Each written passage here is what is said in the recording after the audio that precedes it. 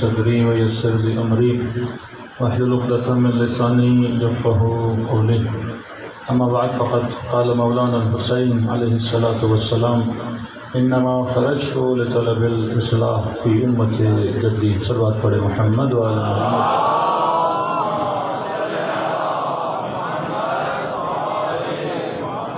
دعا ہے پروردگار عالم ہم سب کی عبادتوں کو اپنی بارگاہ عالی میں قبول فرمائے، وہ جو مقصد زندگی مقصد عبادت لے کر فرش عزا پہ آتے ہیں خدا ان مقاصد میں بھی ہم سب کو کامیابیاں کامرانیاں نصیب فرمائے۔ اس طرح کل بھی آپ کی خدمت میں عرض کیا کہ فرش عزا اور عاشورہ کا مقصد یہی ہے کہ قوموں کی ملتوں کی افراد کی اصلاح کی جائے، اور 1400 سال سے یہ فرش عزا مختلف جگہوں پر اصلاح عوام اور اصلاح مومنین کر رہا ہے، کیونکہ جس معاشرے میں فرش عزا ہے اس معاشرے میں محبت اہل بیت ہے۔ وہ بستی جہاں کوئی مجلس نہیں، جہاں اہل بیت کے چاہنے والے نہیں، وہاں پہ آپ کو اہل بیت کی محبت بھی نظر نہیں آتی۔ تو ہم وہ مشکیزیں ہیں جن کے وجود میں محبت اہل بیت ہے، ہم وہ مشکیزیں ہیں جو مسلمانوں کی چھوٹی چھوٹی پیالیوں میں محبت اہل بیت کو بھرتے ہیں تاکہ وہ اس محبت کو لے کے سیراب ہو جائیں۔ پریکٹیکل ہے، آپ ان شہروں میں چلے جائیں جہاں کوئی شیعہ نہیں، کہ وہاں محبت اہل بیت بھی نظر نہیں آتی، ان کے بچوں سے پنجتن کے نام پوچھیں ان کو پتہ نہیں ہے، یہ آج جو مسلمان بڑے فخر سے کہتے ہیں کہ ہم بھی اہل بیت سے محبت کرتے ہیں، لیکن پوچھیں تو صحیح، یہ محبت تمہارے دلوں میں ڈالی کس نے؟ یاد اہل بیت دلائی کس نے؟ کس نے نام حسین حسین کو تمہیں یاد کروایا؟ کہ وہ کون تھے؟ وہ عزاداران ابا عبداللہ الحسین تھے، اور فرش عزا کا اثر اتنا تھا کہ اس فرش عزا نے قوموں میں بہادر لوگوں کو پیدا کیا۔ اس فرش عزا نے آپ کو بہادر لیڈرشپیں دی۔ کیوں دوسری قوموں میں خمینی جیسی مثالیں نہیں ملتی؟ کیوں دوسری قوموں میں شہید حسینی جیسے شہداء نظر نہیں آتے؟ کیوں دوسری قوموں میں شہید صدق جعفر جیسے شاعر نہیں ملتے؟ کیوں دوسری قوموں میں شہید مطہری جیسے مفکر نہیں ملتے؟ یہ سارا نتیجہ کس کا ہے؟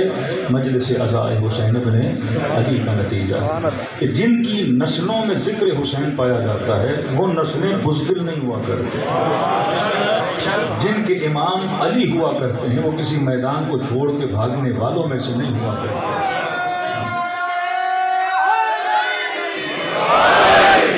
یہ فرش عزا ہے جس نے ہمیں ہمت بھی دی، جس نے ہمیں عزت بھی دی، جس نے ہمیں وقار بھی دیا۔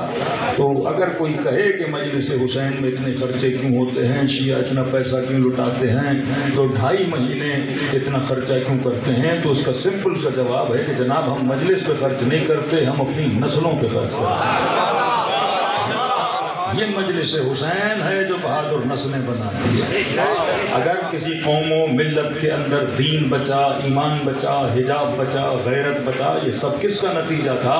مجلس امام حسین کا نتیجہ تھا۔ نہ صرف پاکستان، اب پاکستان سے باہر چلے جائیں، یورپ دیکھ لیں، یو کے دیکھ لیں، US اور کینیڈا دیکھ لیں، وہاں پر بھی ان کی نسلیں بچی جنہوں نے خود کو حسین کی مجلس سے جوڑ کے رکھا۔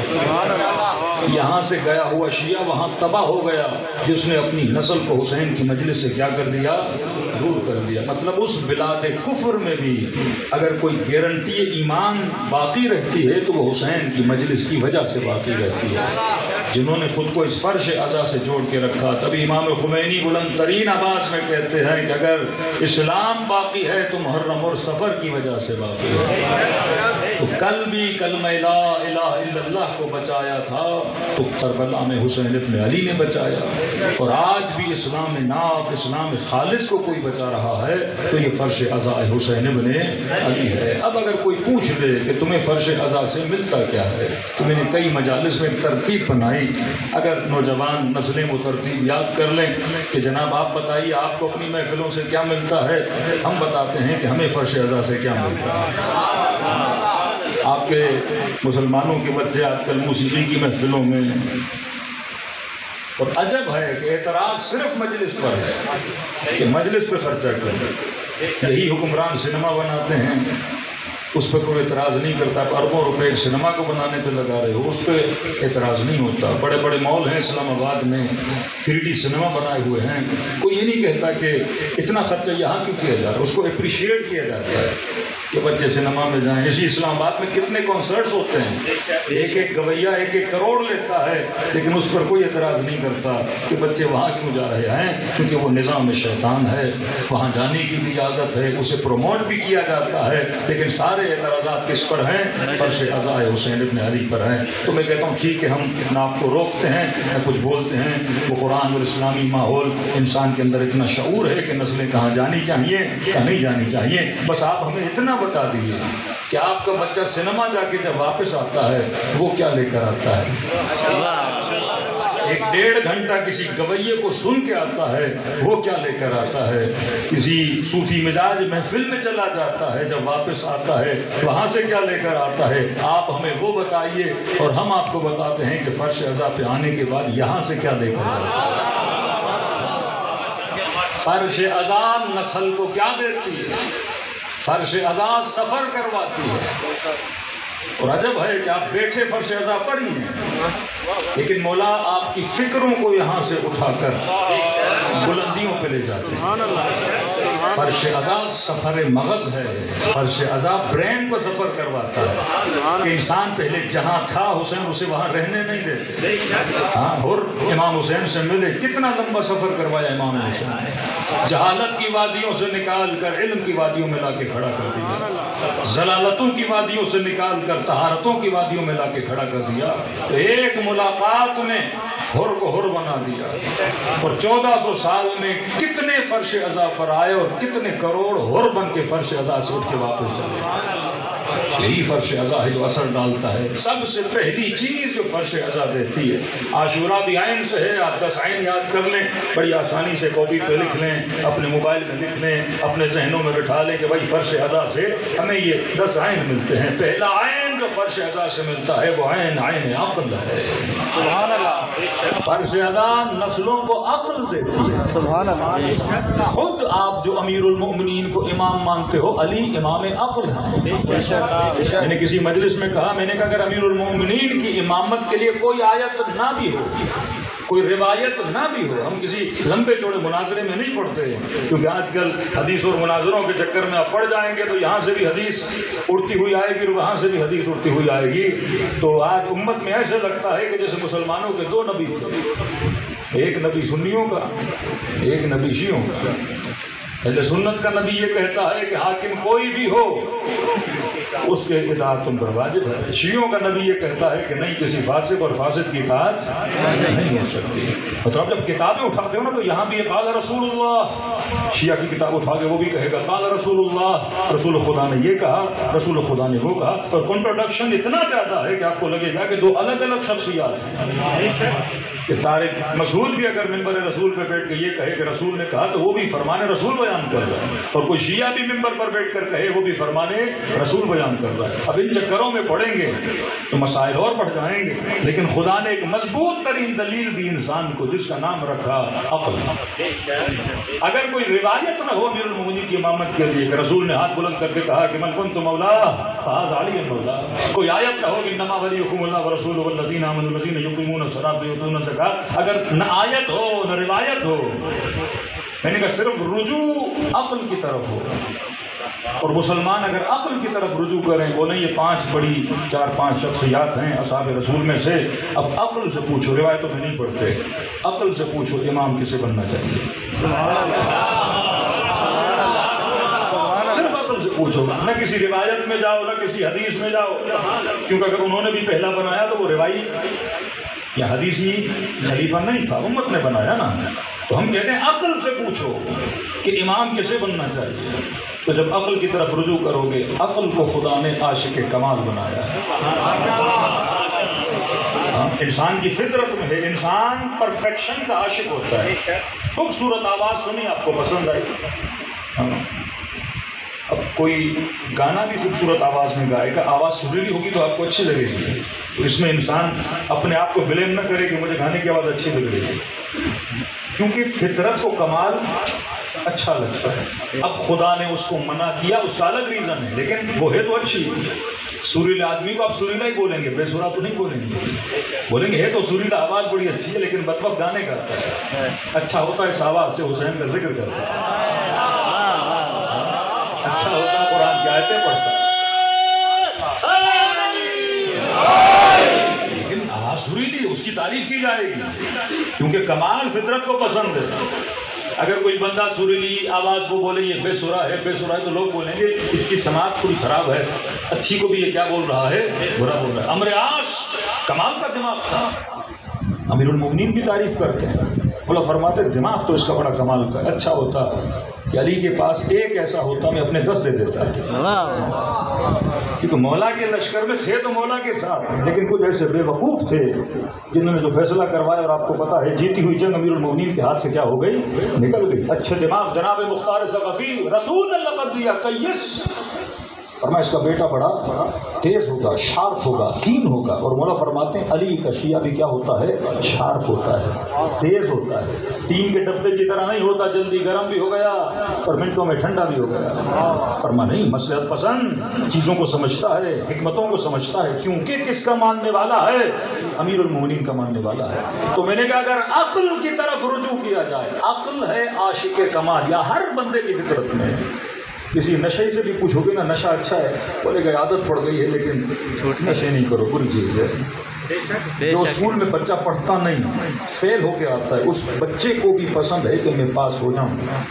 ये फितरत है कि लोग पैसे देकर भी एग्जाम में पास होना चाहते हैं, पैसे देकर भी कहता है एक ग्रेड मुझे लग जाए। फितरत है कि यहाँ का वजीर आजम भी हारा हुआ है।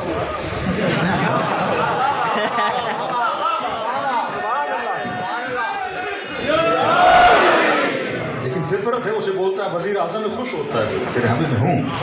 हाँ, मतलब किसी कंजूस की भी झूठी तारीफ करो वो खुश हो जाता है। हाँ, कंजूस भी होगा ना, झूठी तारीफ करोगे तो उसे भी लगने लगता है कि वाकई मैं सखी हूँ। जैसे आजकल इनको लगता है कि हम वजीर भी हैं, हम वाकई उस ओहदे पर फायज हैं, लेकिन क्योंकि फितरत इस चीज़ को पसंद करती है कि आपको अच्छा लक़ब मिला जाए। तारीख में कई ऐसे हाकिम अमीरुल मोमिनीन थे नहीं, पर कोई बोलता था तो खुश ज़रूर होते। अच्छा लक़ब इंसान को अच्छा लगता है।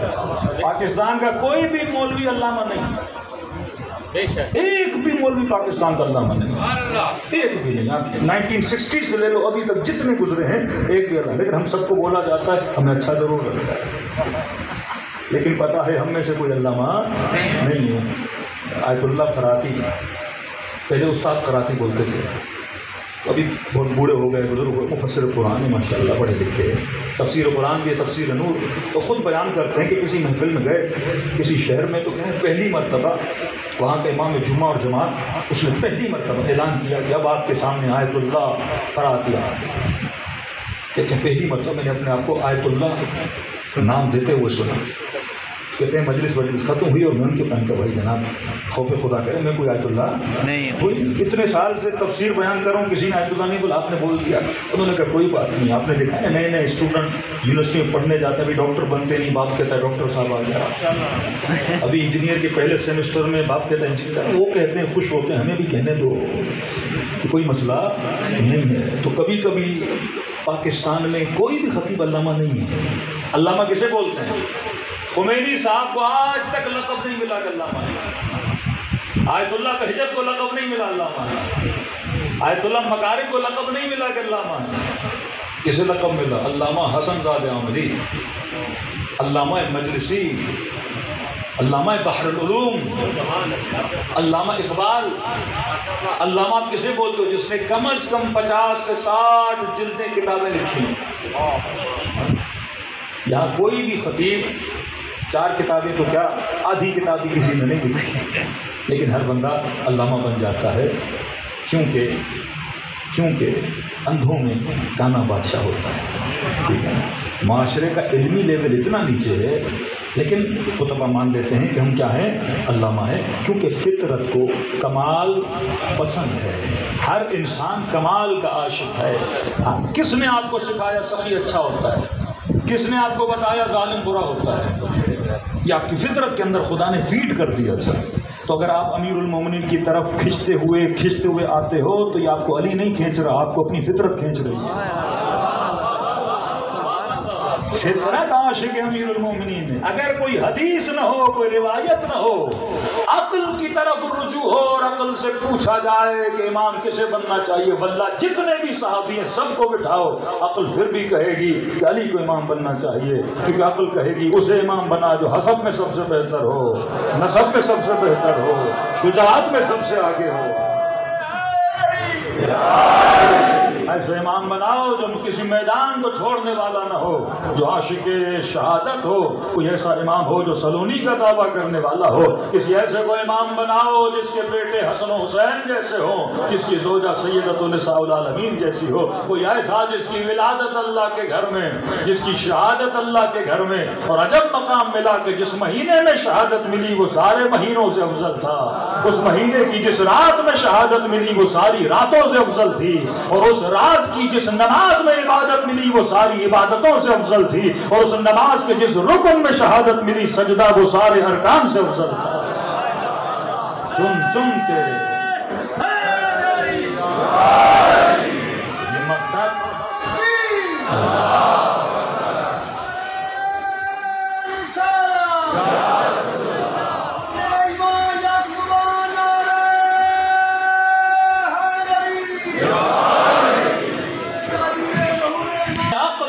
فرش آزاد نسلوں کو عقل مند بناتا ہے. امام عقل، ہادی عقل، محبت عاقلانہ جاہلانہ نہیں.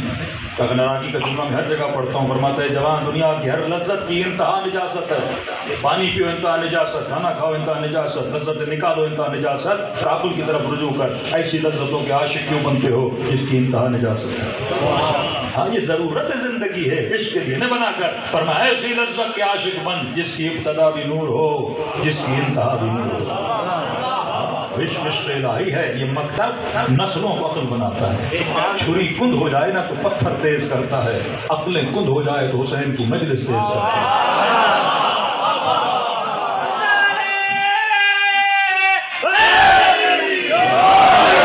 پورا ساز میڈیا، سوشل میڈیا، ٹک ٹاک، انسٹاگرام، اسنیپ چیٹ یہ نسلوں کی عقلوں کو کیا کرتے رہتے ہیں؟ کند کرتے رہتے ہیں. اور حسین فرش عزا پہ بٹھا کر عقلوں کو تیز کرتے ہیں، انہیں شاد کرتے ہیں. اور فرماتے ہیں عقل مند کا پتہ عقل مند کے چناؤ سے چلتا ہے، عقل مند کے انتخاب سے چلتا ہے. کیا کروں جب یہ لفظ کہتا ہوں تو پاکستان کے حالات میرے سامنے آ جاتے ہیں.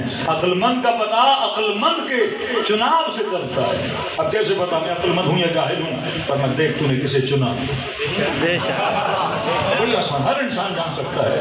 ہاں کیسے چنا؟ بیوی بنائی کیسے بنایا، گاڑی لی کون سی لی، کاروبار کیا کون سا کیا، دوست بنایا کسے بنایا، لباس لیا کون سا لیا. ہر خاتون بھی سن سکتی ہے کہ جناب میں نے لباس کون سا پہنا، حیا کا لباس تھا، بے حیائی کا لباس تھا. باہر نکلی کس سے کس طرح کلام کیا، کون سی چیز سنی، کس چیز کو کھایا، کہاں گیا کہاں نہیں گیا. تو 24 گھنٹہ ہم کیا کرتے ہیں؟ چنتے رہتے ہیں نا. فیس بک پہ آپ ہوتے ہو 10 لوگوں کی فرینڈ ریکویسٹ آتی ہے، اب کس کو چن کے ایکسیپٹ کرتے ہو، کس کو دیکھ کے ریجیکٹ کرتے ہو؟ زندگی تو ہی چیزیں ہیں، ایکسیپٹ ہے یا ریجیکٹ ہے. تم کسی کو چنتے ہو کسی کو ریجیکٹ کرتے ہو. تو فرمایا عقل مند کا پتہ عقل مند کے چناؤ سے چلتا ہے. کیا کریں ہمارے جوان بھی بڑے تیز ہیں. کہ مولانا یہ بتائیے پاکستانی عقل مند ہیں یا نہیں ہیں؟ میں نے کہا عقل مند کا پتہ اس کے چناؤ سے چلتا ہے. جس قوم کا وزیر اعظم شریف ہو تو اس سے بڑے عقل مند قوم نہیں ہو سکتی. آپ کا چناؤ بتاتا ہے کہ آپ عقل مند ہو یا بے وقوف ہو. تو کہا مولانا ہم نے تو نہیں دیا تھا. اللہم صل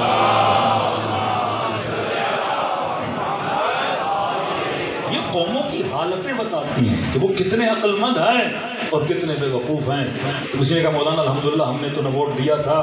کچھ کہتے ہیں ہم ووٹ دینے جاتے ہیں. میں نے کہا نہیں ووٹ دینا چاہیے لیکن چناؤ انسان کا کیا ہونا چاہیے؟ بہتر سے بہتر ہونا چاہیے. اب یہ چناؤ جو ہم لیتے ہیں کس بنیاد پر؟ عقل کی بنیاد پر. تو پہلی چیز ہمیں مجلس حسین کیا دیتی ہے؟ عین عقل. دوسرا عین علم ہے.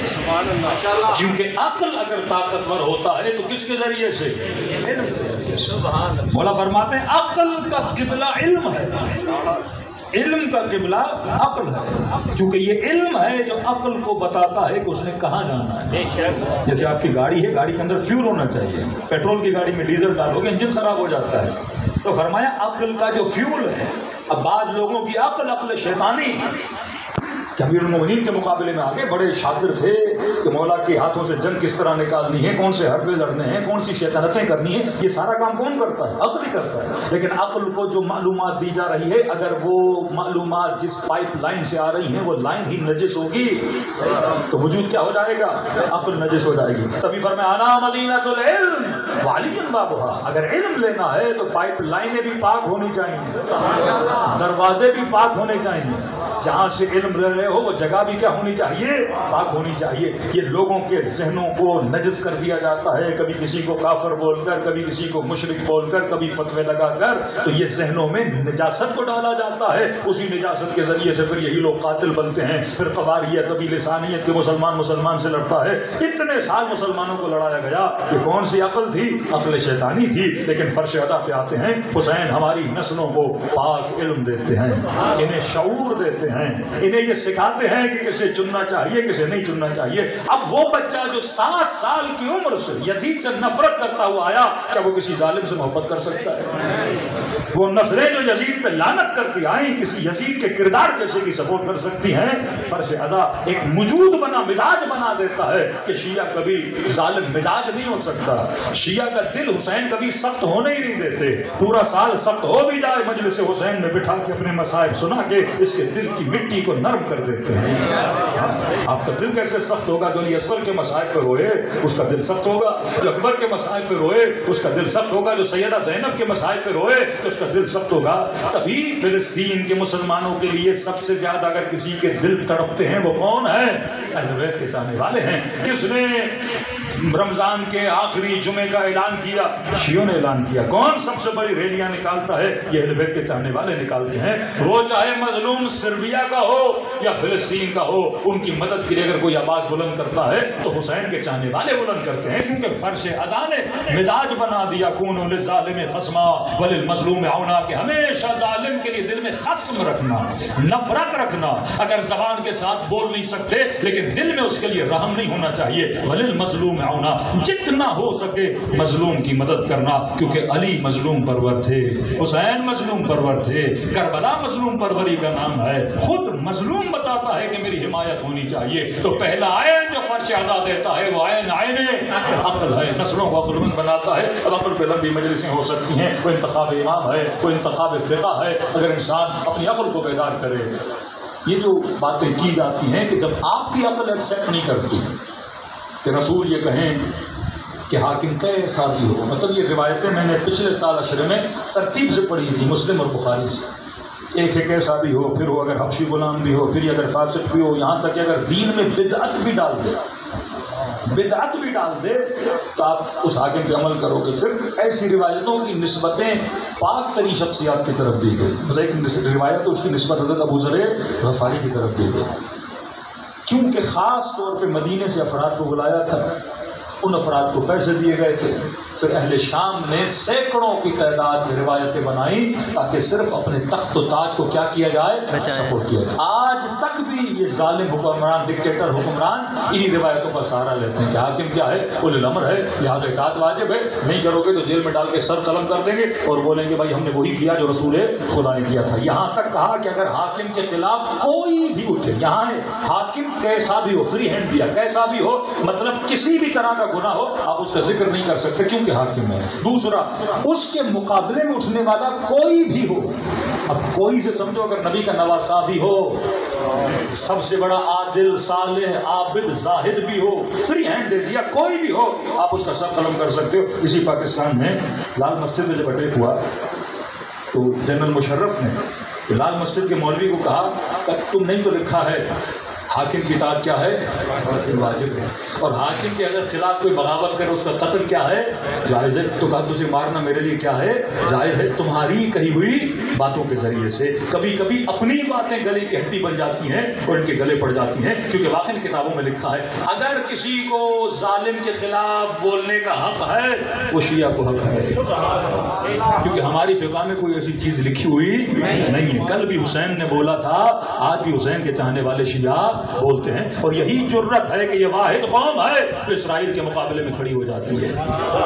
یہ واحد قوم ہے جو ظلم کی آنکھوں میں آنکھیں ڈال کے ڈٹ کے کھڑی ہو جاتی ہے، کیونکہ یہ مکتب ہے جس نے ہمیں سکھایا کہ شیعہ عقل مند ہوتا ہے اور عقل کبھی ظالم کی حکمرانی کو ایکسیپٹ نہیں کرتی. جب آپ کا عقل ایکسیپٹ نہیں کر رہا، رسول خدا ایسا کلام کیسے کہہ سکتے ہیں؟ جب قرآن کہے لعنت اللہ علی القوم الظالمین، اللہ کی لعنت ظالموں پر ہے، تو رسول کیسے کہیں گے کسی ظالم کی حکمرانی کو ایکسیپٹ کر لو؟ جب خدا کہے یرثھا الا عبادی الصالحین، یہ قرآن زمین کا ورثہ کون بنے گا؟ عباد الصالحین بنیں گے. پھر کیسے رسول کہیں گے کوئی بندے غیر صالح، ایک مفسد انسان حاکم بن جائے، امت اس کی حکومت میں آ جائے؟ اور وہی رسول کا الناس والا دین ملوکہم، کہ لوگ اپنے حکمرانوں کے دین پر ہوتے ہیں. کیسے ممکن ہے ایک ظالم، ایک فاسق حکمران آ جائے تو لوگوں کو بے دین و بدعتی بنائے، اور ہم پھر بھی کہیں کہ امر بالمعروف کرو، نہی عن المنکر کرو، جمعے کے خطبوں میں لوگوں میں تبلیغ کرو؟ ارے جب جمعہ پڑھانے والا یہ حاکم کے نیچے ہوگا وہ حاکم کے خلاف کیا کیا بولے گا، وہ تنقید حاکم کیا کرے گا، وہ امر بالمعروف کیا کرے گا، وہ نہی عن المنکر کیا کرے گا، پھر لوگوں کا دین وہی بن جائے گا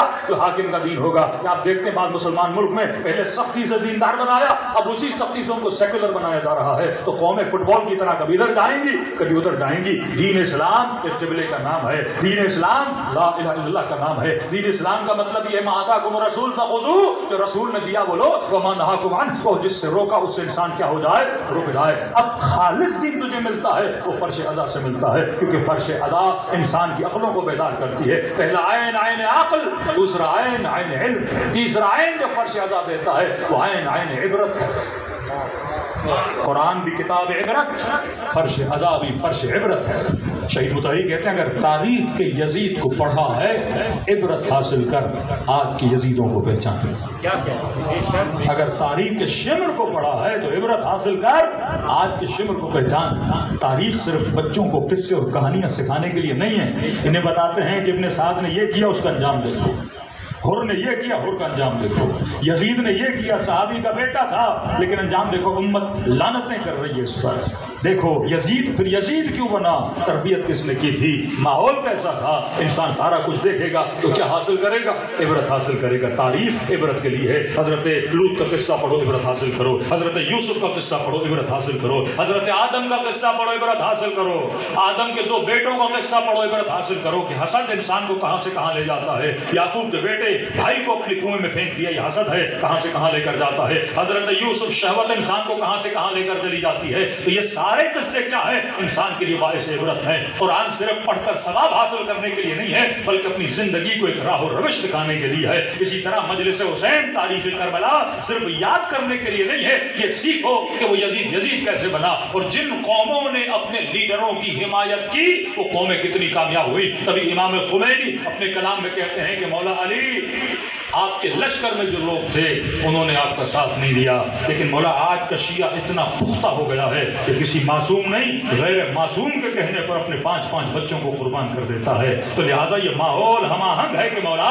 آپ کا ظہور ہو جائے تاکہ یہ لوگ اپنی جانوں کو آپ کے لیے کیا کریں، قربان کریں۔ تو امام عصر کو غیبت میں خدا نے بھیج دیا تاکہ لوگوں کے اندر تیاری آ جائے۔ ہر امام اللہ بھیجتا تھا تو کسی امام کو 2 سال میں، کسی کو 4 سال میں، کسی کو 20 سال میں شہید کر دیا جاتا تھا، معاشرہ امامت کو بچانے کے لیے نہیں نکلتا تھا۔ اگر قوموں کے اندر آج یہ نہ ہو، اطاعت نہ ہو، اصل کار ولایت تبھی ہوتا ہے جب انسان کے وجود میں اطاعت پائی جائے۔ اطاعت کب آئے گی، جب تاریخ سے عبرت حاصل کرو۔ امام معصوم بھی ہو لیکن اگر امت ساتھ نہ دے شمر اس کے سینے پہ بیٹھ جاتا ہے۔ امام معصوم بھی ہو، امت ساتھ نہ دے، امام زین العابدین کے ہاتھوں میں رسیاں آ جاتی ہیں۔ امام معصوم بھی امت ساتھ نہ دے، امام کو زہر دیا جاتا ہے، بے دردی سے قتل کر دیا جاتا ہے۔ یہ تمہیں سکھایا جا رہا ہے، اے امت اگر اپنے لیڈر کا تم نے ساتھ نہ دیا، اپنے رہبروں کا تم نے ساتھ نہ دیا تو تمہارے رہبروں کو بھی بے دردی سے مارا جائے گا، تمہارے بچوں کو بے دردی سے مارا جائے گا۔ کربلا مقام عبرت ہے، وہ تو خدا کا کارنامہ ہے کہ خدا نے کربلا کو مومنوں کے لیے جنت بنا دی، ایک تہذیب بنا دی پروردگار عالم نے۔ لیکن کربلا لوگوں کی مدد نہ کرنا ایک سیاہ کارنامہ تھا کہ حسین بن علی کو خط لکھا جائے اور مدد کے لیے نہ آئے۔ اگر اس زمانے میں امام حسین کی مدد کی ہوتی تو دنیا کا نقشہ کوئی الگ ہوتا۔ اگر رسول کے بعد علی کا ساتھ دیا ہوتا، امت میں اتنے فرقے نہ ہوتے، آج اسلام اور مسلمین عزت کے ساتھ زندگی جی رہے ہوتے، ہم اپنے بچوں کو انگریز اور ویسٹرن دنیا کی مثالیں نہ دے رہے ہوتے، کیونکہ ہم نے دامن عقل کو چھوڑا۔ انگریزوں نے اماموں کو تو چھوڑا، دین کو تو چھوڑا، لیکن انہوں نے عقل سے تھوڑا بہت کام لیا۔ آج اس تھوڑی بہت عقل کی وجہ سے وہ ترقی بھی کر گئے ہیں۔ ہم نے دامن عقل کو بھی چھوڑ دیا اور حقیقت میں دامن دین کو بھی چھوڑ دیا۔ آج مسلمان ضلالتوں میں، رضالتوں میں ہے۔ دیکھو امام اسے بناؤ جس کے کہنے پر اپنی زندگی کو عمل کر کے دکھاؤ۔ عین عبرت مطلب عبرت حاصل کرو۔ امام حسین کا کلام، فرمایا میں کربلا اس لیے جا رہا ہوں لنری المعالم، یا رسول اللہ، تاکہ اسلام کے علم کو کیا کروں، بلند کروں۔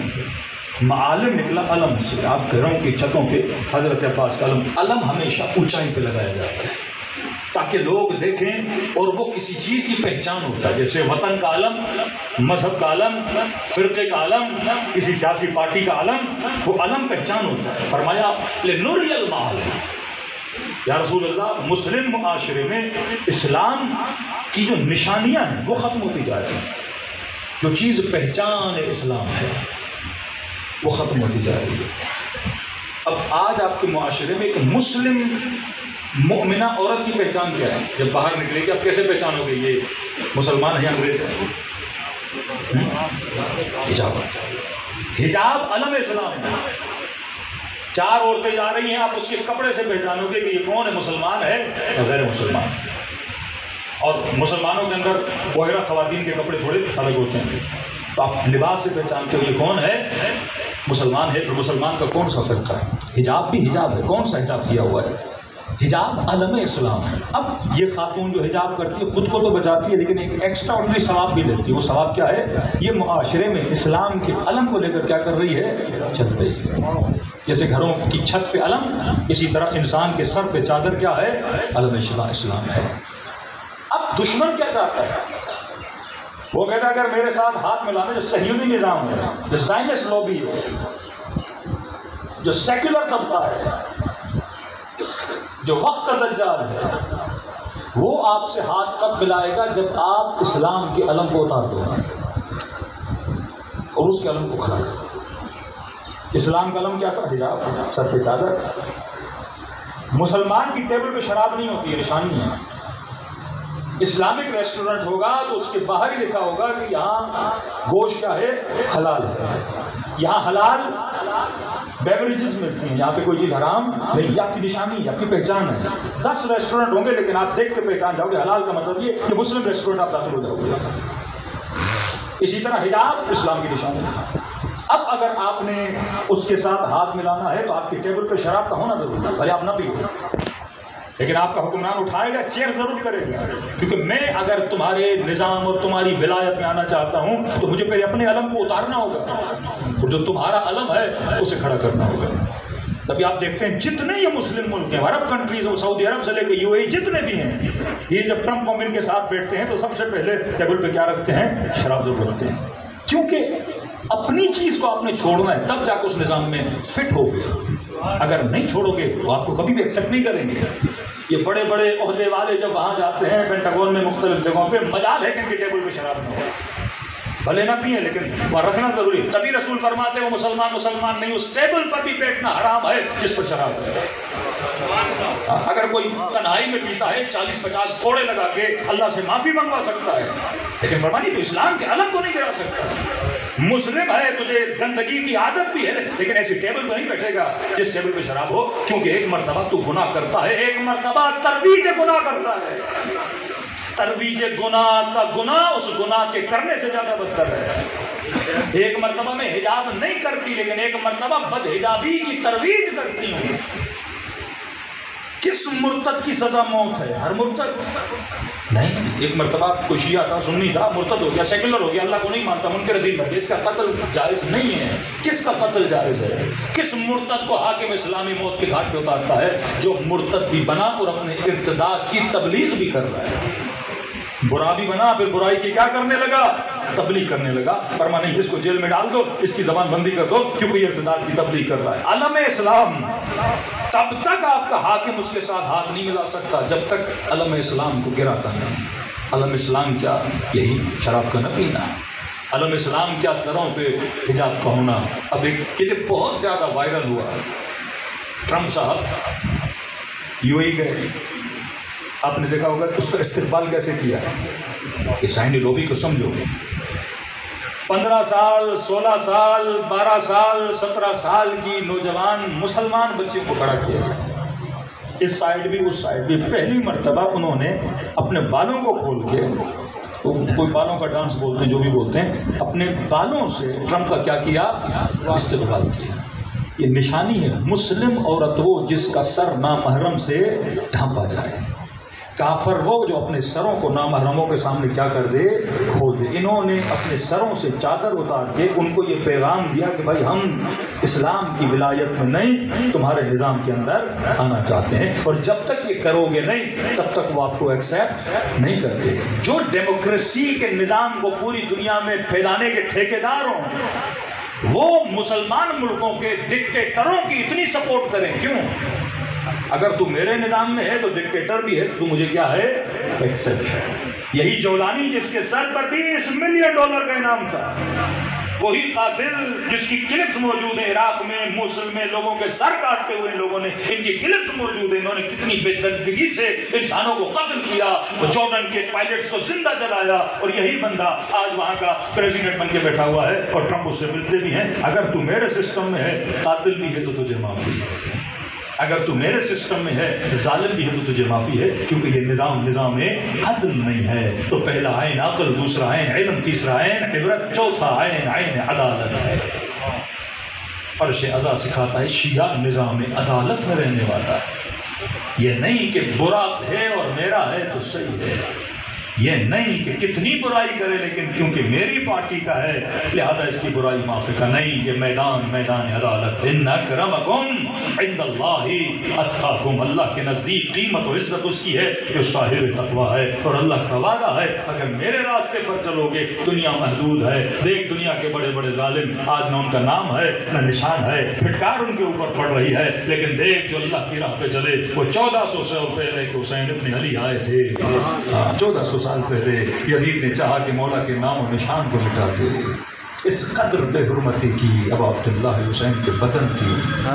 دشمنی ہوگی نا، آپ کو کسی کی 4 گولیاں مار کے بندے کو مار دو گے، لیکن آپ کسی کو گولیاں مارو پھر اس کے بدن کو پامال کرو، پھر ایسا بدن بن جائے کہ بہن پہنچے تو پہچانے نہیں. مولا سجاد فرماتے ہیں گوشت کا لوتھڑا بن چکا تھا، فرماتے ہیں سر تھا نہ لباس تھا. عجیب ہے امام زمانہ کا ظہور جب ہوگا ابتدا مسائل امام حسین سے. فرماتے کعبے کی دیوار کی غلاف کو پکڑیں گے اور فرمائیں گے پروردگار اما یجیب المستر رضا، اے ٹوٹے ہوئے دلوں کی آواز کو سننے والے میرے خدا، اب قد ذات صدری، میرا سینہ جکڑ رہا ہے، خدا اب میرا ظہور کر دے. کہتے اللہ کی آواز آئے گی مہدی تجھے اذن ظہور دیا، اعلان کر. کہتے کعبے کے سامنے آئیں گے، کہیں گے یا اہل العالم انا القائم، اے اہل عالم میں وہی قائم ہوں. کہتے لوگ متوجہ نہیں ہوں گے. پھر کہیں گے یا اہل العالم انا المہدی، لوگ پھر بھی متوجہ نہیں ہوں گے. اب ایک جملہ کہیں گے، کہتے ہیں پوری کائنات امام کی طرف متوجہ ہوگی. فرمایا یا اہل العالم ان جدی الحسین تتنوت شان. جگہ جگہ حسین حسین کیوں بولا جاتا ہے؟ آج کسی انگریز سے پوچھو نا، ہاں کہتا ہے میں حسین کو جانتا ہوں. اتنا شیعہ نام حسین کو بلند کریں گے کہ امام زمانہ اپنی پہچان امام حسین سے کروائیں گے. اے اہل عالم میں وہ ہوں جس کے جد کو پیاسا مارا گیا، میں وہ ہوں جس کے جد کے بدن پہ کفن نہیں تھا، میں وہ ہوں جس کے جد کے بدن پہ گھوڑے دوڑائے گئے. کہتے پوری دنیا متوجہ ہوگی. شکر خدا کرو کہ آج نسبتیں ان پاکوں کے ساتھ ہیں. اللہ کرے قیامت کے دن جب آواز آئے نا ان الحسینیون، کہاں ہیں حسین کے ذکر کرنے والے، ہم پیش ہوں، دلوں کو کربلا لے جائیں، وقت کی کمی ہے. سلام کریں ان شہداء پہ جنہوں نے اپنی جانوں کو راہ خدا کے لیے قربان کیا. احسان ہے ابا عبداللہ حسین کا ہماری نسلوں کا، احسان ہے کہ خدا نے جہالتوں اور غفلتوں سے بچا کر ہمیں دامن اہل بیت میں جگہ دی ہے. اور میں خلوص سے سلام کرو، خدا تجھے ثواب زیارت حسین عطا کرے. السلام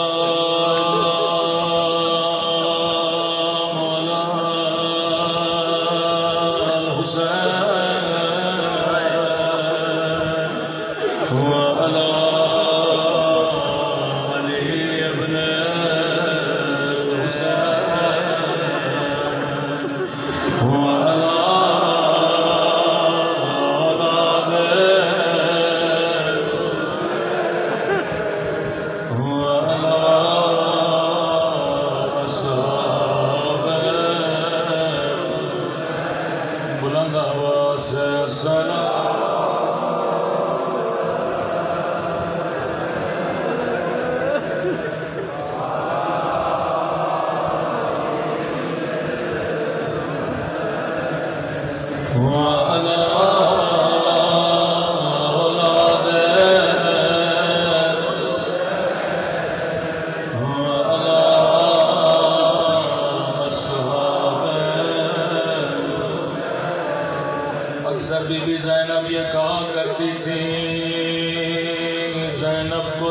اس بات کا نہیں کہ زینب کو غیروں نے نہیں پہچانا، دکھ اس بات کا تھا کہ زینب کو اپنوں نے بھی نہیں پہچانا۔ میں کہوں گا بی بی اپنوں کا قصور نہیں تھا، اپنوں نے کبھی سوچا بھی نہیں کجا زینب کجا بازار، کہاں علی کی بیٹی کہاں شرابے کا دربار۔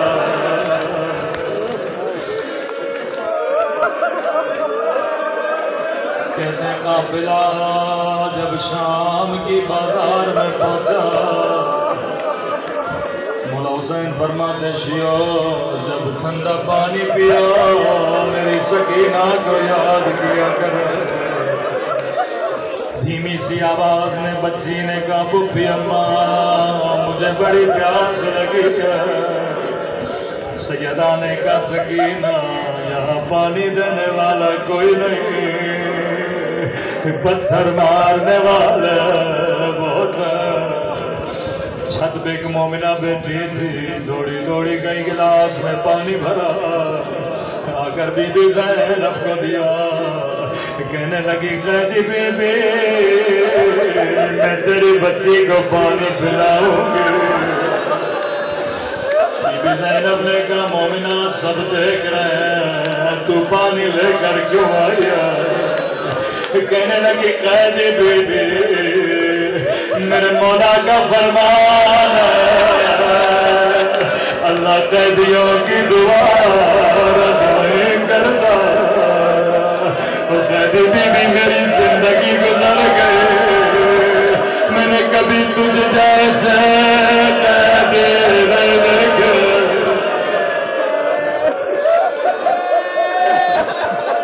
بی بی نے کہا سکینہ پانی بعد میں پینا، ہم سید کسی کا احسان نہیں اٹھاتے۔ کہتے ابھی تک بچی کا چہرہ نیچے تھا، ننے ننے ہاتھوں کو اٹھایا، اپنا زخمی چہرہ اٹھایا، مومنہ کی نگاہ زخمی کانوں پہ پڑ گئے، زخمی غزاروں پہ پڑ گئے، یہ اپنی ساری دعائیں بھول گئے۔ کہتی ہے قیدی بی بی دعا کرو اللہ میری بچی کو تیری طرح یتیم نہ بنائے۔ سکینہ نے دعا کے لیے ہاتھوں کو اٹھایا، کہنے لگی میرے اللہ کسی بچی کو میری طرح یتیم نہ بنانا، کسی بچی کو میری طرح قیدی نہ بنانا۔ مومنہ بتا دوسری دعا کیا کروں؟ کہتی ہے قیدی بی بی مدتیں گزر گئیں میں مدینے نہیں گئے، خدا کسی کو غربت میں وطن کا نام نہ سنائے، کم مدینے میں تیرے رشتہ دار کہتی اس سے بھی بڑھ کے ہے، کون ہے تیرا مدینے میں؟ وہ قیدی بی بی رسول کا روزہ ہے، مدینے میں میرا حسین ہے، مدینے میں قمر بنی ہاشم۔ بی بی زینب کا بڑا پیار آیا، اور کون ہے؟ کہتی ہے قیدی بی بی مدینے میں مجھے قرآن پڑھانے والے، مجھے حجاب سکھانے والے۔ بی بی نے کہا مومنہ تو نے حسین کا نام لیا، تو نے عباس کا نام لیا، کیا مدینے والی بی بی سے ناراض ہو؟ تو نے اس کا نام مجھے نہیں بتایا۔ کہتی ہے قیدی بی بی میری مجال میں ناراض ہو جاؤ، لیکن میری مجبوری سمجھو، یہ بازار